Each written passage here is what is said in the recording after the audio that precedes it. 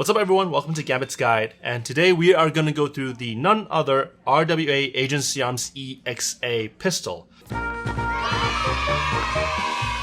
Now, it's a striker-fire pistol, it's double stacked, it has a lot of resemblance to the Umarex / Elite Force Glock. But what are differences? Let me show you. I brought a Glock 17 Gen 3 up for comparison. So, first of all, magazine. Let's get that out of the way.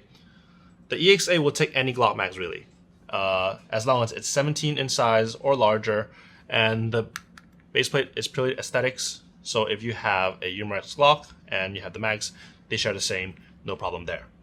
Now let's start off with both guns, starting from the iron sights. Now we have a fiber optic front sights and a blacked out rear sights for the EXA that you do not see on standard Glocks. As you can see, there's a window cut and serrations for various racking techniques, such as front pinch, under barrel, and of course, the rear racking. And Glock only have serrations on the rear. Slide plates. We have the Agency Arms logo on the EXA, but the Glock one is just a plain slide plate. Barrel, you can see EXA is rocking the midline barrel from Agency Arms. It's fluted and it's flush to the slide, whereas the Glock one is just a plain black barrel with a little protruding from the front. And here is the frame. Standard Glock. The Timberwolf frame has a different grip angle, which I'll show in a bit, and it has accelerated cut, pre-textured over here. So for a better grip. Now if I put it side by side here, you'll probably be able to see the difference in the angle over here, that it's beveled out compared to the EXA and it's straighter. Now the Timberwolf also have other features such as a beaver tail, so that it prevents slide bite even if you ride it really high, and they have this texture that's called the shark scale full stippling. It looks kind of like stippling, but it's not. So what's cool about this is, not to get too nerdy, if you touch a shark skin that's along with their scale, it's very smooth. But if you rub against it, it actually gets a really rough texture, just like this. So this is probably the most aesthetically accurate to a real stippling while it's being just a standard texture. If you actually prefer stippled, what you can do is get a soldering iron and just stipple over all these texturing. Obviously, you can do a more refined method, that is Dremel it down to smoothen it, then texture it over it. But a quick and easy way, just stipple over all the textured area and you're good to go. The EXA also comes with an adjustable trigger from the Syndicate license, also from Agency Arms, and the Glock one obviously have a much standard trigger, curved trigger, that has a lot of slack to it. I'll show you in a bit how to adjust yours on the EXA. A squared mag release that the Glock Gen 3 does not have, and also it comes with a Magwell. So now, let's go through the internals on what's compatible and what's not. Internals, barrel, hop-up unit, it's compatible with the Glock 17 Gen 3. However, the blowback unit, it's a Glock 17 Gen 5, which is more gas efficient.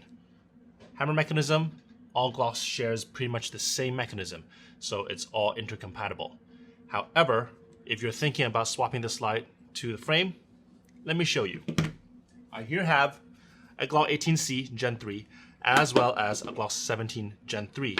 If you have a Gen 3 lower, no problem.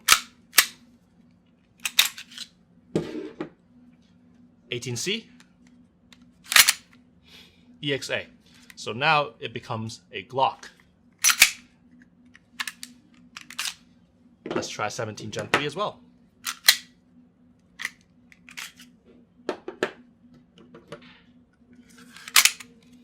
No problem as well. So if you already own a Glock 17 Gen 3, this is a direct swap.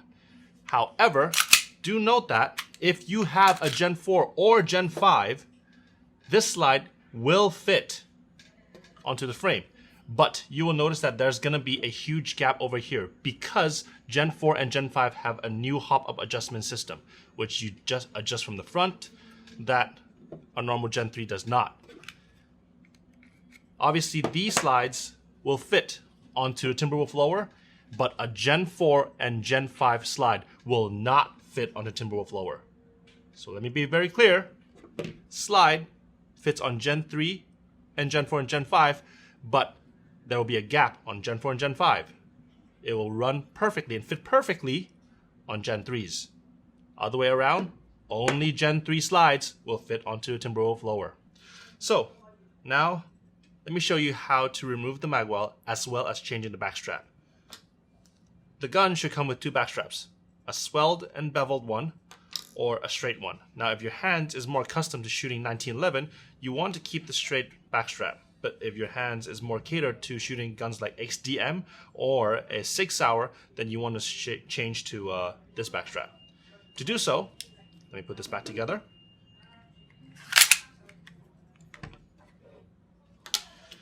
Take a tool, can be a screwdriver or Allen key, or even just a hole puncher over here with a hammer. Gently tap it, and it should fall out just like so. Now pay attention that this pin, there's serration one side and smooth on the other. The serration should always be the outer side, and when you punch it out, you should always punch from the smooth side, not the other way around. Once the pin is out, simply, whoop, this is supposed to be attached, like so. Simply pull the magwell, and the whole unit just come off. To remove the backstrap, apply gentle pressure on the top and then push forward. Backstrap comes off, get the new one. The part where the smooth end is always at the bottom. Align with the rails and slide it in. Hear the click. You've installed properly. Now, if you cannot tell between the backstraps, checkered means it's the beveled one. If it's straight lined, means it's a straight one. To reinstall the magwell, align the rails on both sides, slide it in. Then put this piece back from the rear. You should not need to force it in. It should just slide in easily. Then remember again, serrations stays out, smooth goes in first, and then just use the tool, push it in, and there you go. Backstrap is changed. Now to adjust the trigger. To adjust the trigger, the syndicate trigger, what you want is a small Allen key to adjust the screw here. And to adjust, what you want to do is rack the slide once so the trigger is engaged. Over here is where the screw hole is. Put the Allen key in. Now if you do counterclockwise, that's going to give you more slack.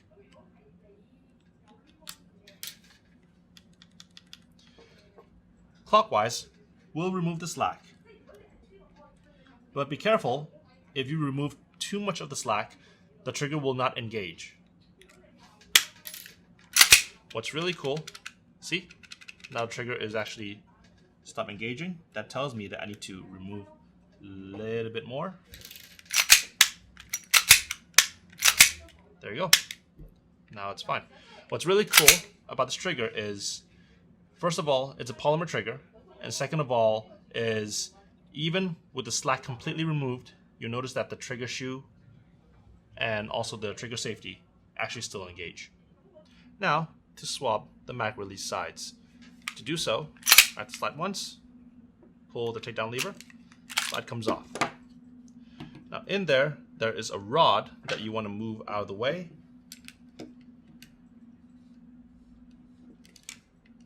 From the mag release. Once that's done, you may probably need something small like a pliers to take out the rod. Then the whole mag release comes out. Simply turn it upside down, insert it from the other direction, it goes through, then reinsert the rod.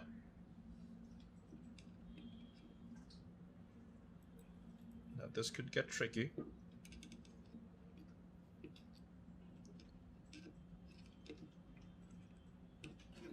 Now once it's in place, you probably need something like a screwdriver to have it re-engage the mag release. Once it's in, your mag release is swapped. Okay, so I've returned EXA back to its original state, put everything back together, put away all the tools.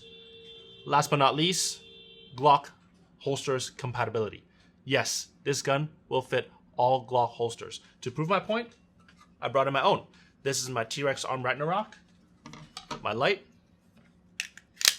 install onto it, and it fits. So anyone with a Glock holster, rest assured this gun will rest fine as long as it's meant for a Glock. HDM might work, MMP might work, but don't quote me on that. And it will not work for 1911 holsters. So thank you guys for watching. Hope you guys enjoy this Gambit's guide, and I'll see you guys in the next episode. Ciao.